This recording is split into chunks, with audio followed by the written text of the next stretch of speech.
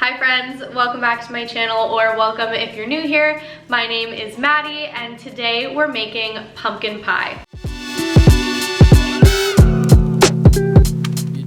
Other than stuffing, pumpkin pie is my favorite part of Thanksgiving, so I had to make this video for you guys, and I also needed the practice because I'm making pumpkin pie for my family's Thanksgiving and I gotta make sure it's perfect. I don't know if you can hear the pumpkins roasting in the oven, it's quite noisy, but we are making our own pumpkin puree. It's insanely easy. I don't know why everybody doesn't do this because the flavor that you get from roasting the whole pumpkin and pureeing it yourself is far better than what you get from the canned stuff. With that being said, let's get into the recipe. To start off, we're going to make a simple pie crust. This is the same recipe I used for my galette. We're taking 2.5 cups of all-purpose flour, 2 teaspoons of sugar, and 1 teaspoon of kosher salt. Whisking that all together.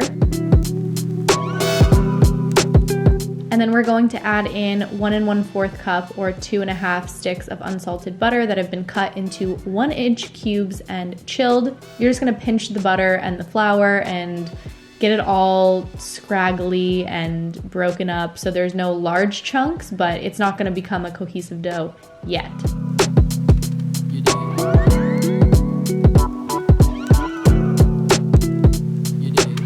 Once you've gotten rid of all of the large chunks, go ahead and dump that out on a clean work surface.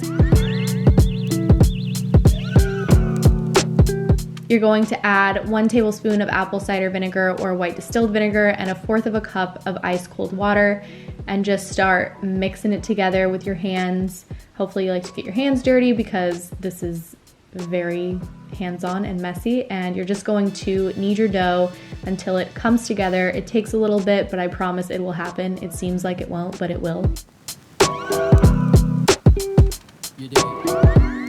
Once you reach a semi-smooth consistency, you're going to split the dough in half and roll each dough into a disc and then wrap it and refrigerate for at least 2 hours. You can make this a couple days ahead. You can even make this a week ahead and just store it in your fridge nice and wrapped. And make sure you take it out a little bit before you're ready to roll, because you don't want to roll this out when it's ice cold because your dough will crack. So wrap it up, put it away. Now let's make our homemade pumpkin puree. It's actually so easy. All you're gonna need is 2 pie pumpkins. I found these at Trader Joe's. I know Whole Foods also has them. I feel like they're pretty accessible. If you can't find it, you can obviously use a can, but this makes the taste so much better, and it's honestly so simple. You're going to cut the stem off your pumpkin, then cut your pumpkin in half. Then you're going to want to de-seed your pumpkin, obviously. I saved all of the seeds and ended up roasting them and got some really delicious roasted pumpkin seeds. I seasoned them with some za'atar and some paprika, a little bit of salt, a little bit of pepper, and they turned out beautiful and very delicious and zero waste. Lightly oil your pumpkins and place them on a foil-lined baking sheet. Bake at 400 degrees for 40 minutes or until you can prick them with a fork and easily peel them. So now we get to peel them. You can also scoop out the insides, but I just decided to peel them because I feel like you yield the most pumpkin by doing this. It's a little bit tedious, especially when you do it while the pumpkin is piping hot, but you know, it's fine. Now throw your pumpkins into a food processor or a blender and puree it up. Sometimes pumpkin is watery, so I'm going the extra mile and I'm putting my pumpkin in a cheesecloth or a nutmeg bag, and I'm going to squeeze the liquid out the best I can. So I'm just using a strainer and a large bowl and just squeezing as much liquid as I can. See, nasty, we don't want watery pumpkin puree, and look how beautiful it turned out after I did that, and so easy. All right, it's time to roll and shape the dough. Like I said, take it out of the fridge like 10 to 20 minutes before you're gonna roll it so it's not ice cold. Also, I really need to get a rolling pin because this is getting a little ridiculous. I did a little fold so I could gently place it in my pie pan. I used a 9-inch pie pan and I'm just unfolding my dough. Now comes the crimping process, which I'm honestly not great at.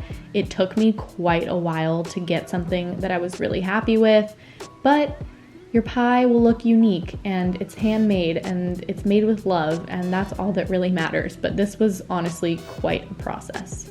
Once you shape your dough, please refrigerate it for like 15 to 20 minutes so it's nice and chilled before you do the pre-bake, or else your crust will shrink, which happened to me.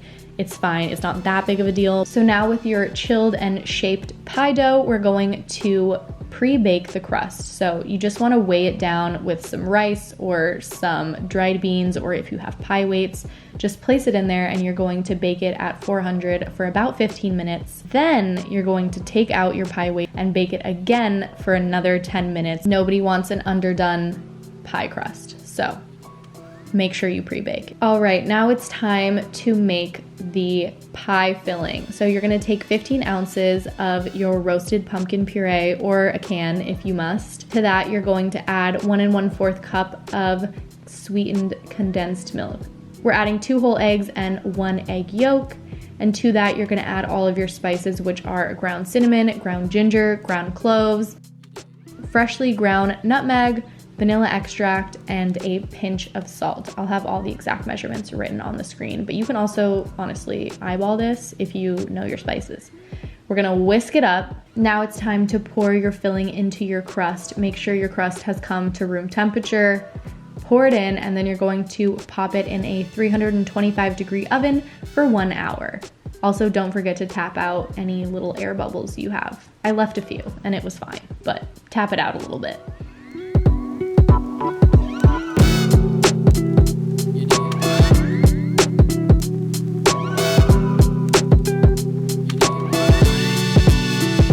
Now put that baby in the oven and wait an hour.